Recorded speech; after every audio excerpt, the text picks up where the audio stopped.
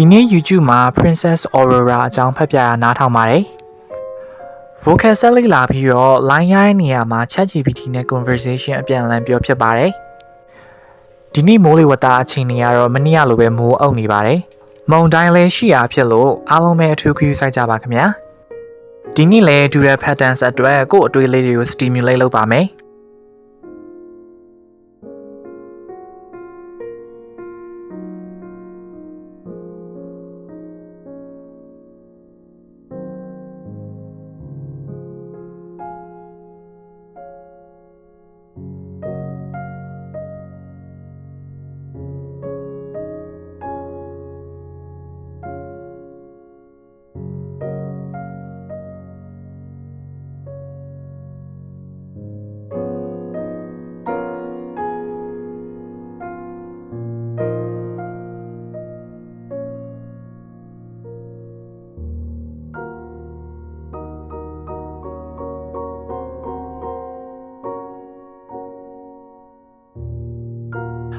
အချိန်တစ်နာရီကြာပြီးရဲ့နောက်မှာတော့ရေးလို့ပြီးသွားပါပြီ